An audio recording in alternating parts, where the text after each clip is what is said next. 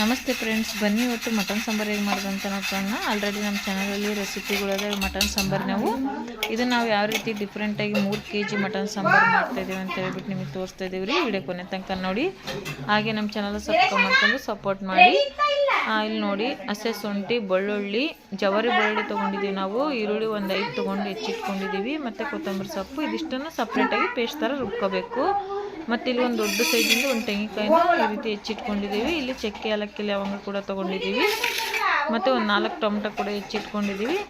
ನಾವೇನು ತೋರಿಸ್ತಿದ್ದೀವಲ್ಲ ಸಪ್ರೇಟ್ ಪ್ಲೇಟಲ್ಲಿ, ಅದನ್ನು ನಾವು ಸಪ್ರೇಟಾಗೇ ರುಬ್ಕೊತಾ ಇದ್ದೀವಿ. ಎಲ್ಲ ಮಿಕ್ಸ್ ಮಸಾಲ ರುಬ್ಕೊಳ್ಳೋದಿಲ್ಲ ನೋಡಿ. ಇಲ್ಲಿ ಸಪ್ರೇಟಾಗಿ ರುಬ್ಬಿಟ್ಕೊಂಡಿದ್ದೀವಿ.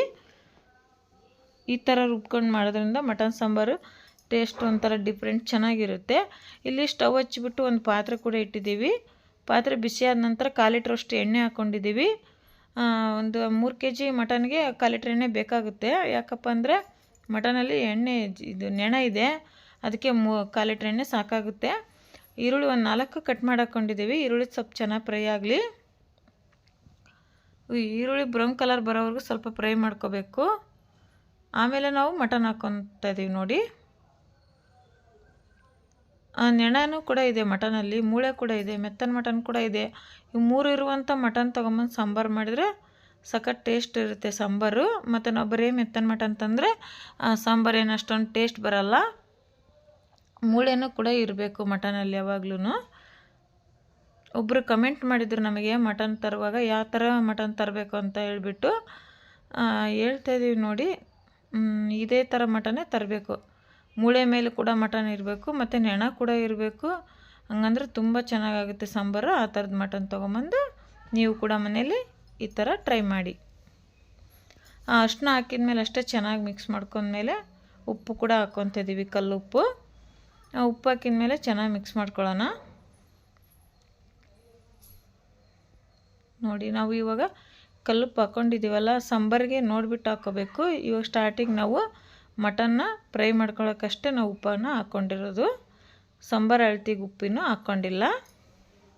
ನೋಡ್ಬೋದು ಇಲ್ಲಿ ಮಟನ್ ಯಾವ ಥರ ನಾವು ದುಂಡಗಾಗೋ ಮಟ್ಟ ಚೆನ್ನಾಗಿ ಫ್ರೈ ಮಾಡ್ಕೊಂಡಿವಿ ಅಂತ ಹೇಳ್ಬಿಟ್ಟು. ನಾವು 3 kg ಮಟನ್ಗೆ ಒಂದು 8 ಸ್ಪೂನಷ್ಟು ಖಾರದ ಪುಡಿ ತೊಗೊಂಡಿದ್ದೀವಿ. ಇದು ಒಂದು ಮೀಡಿಯಮ್ ಖಾರ ಇದೆ, ಅದಕ್ಕೋಸ್ಕರ ಖಾರದ ಪುಡಿ ಹಾಕಿದ ಮೇಲೆ ಅಷ್ಟೇ ಚೆನ್ನಾಗಿ ಮಿಕ್ಸ್ ಮಾಡ್ಕೋಬೇಕು. ಈ ರೀತಿ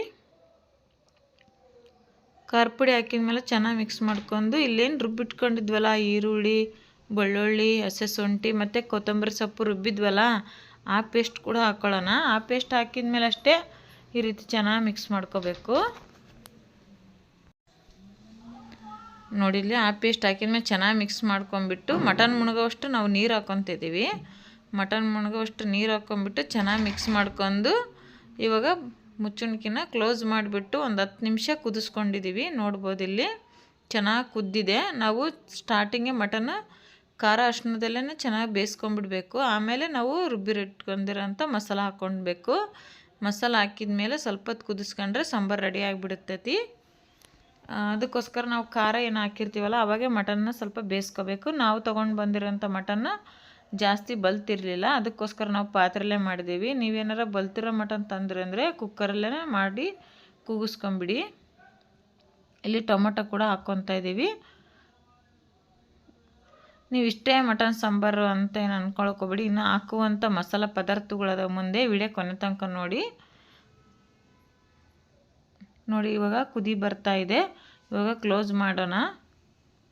ಕ್ಲೋಸ್ ಮಾಡಿ ಕುದಿಯೋದಕ್ಕೆ ಬಿಡೋಣ ನೋಡಿ. ಕುದೀತಾ ಇದೆ. ಈ ಟೈಮಲ್ಲಿ ನಾವಿಲ್ಲಿ ಮಟನ್ ಮಸಾಲ ಕೂಡ ಹಾಕ್ಕೊತಾ ಇದ್ದೀವಿ. ನಾವು ಮಟನ್ ಮಸಾಲ ಪೌಡರು ಒಂದು 3 ಪ್ಯಾಕೆಟ್ ಹಾಕ್ಕೊಂಡಿದ್ದೀವಿ, 10 ರೂಪಾಯಿದ್ದು. ಮತ್ತು ಇಲ್ಲಿ ಗರಂ ಮಸಾಲ 1 ಹಾಕ್ಕೊತಾ ಇದ್ದೀವಿ.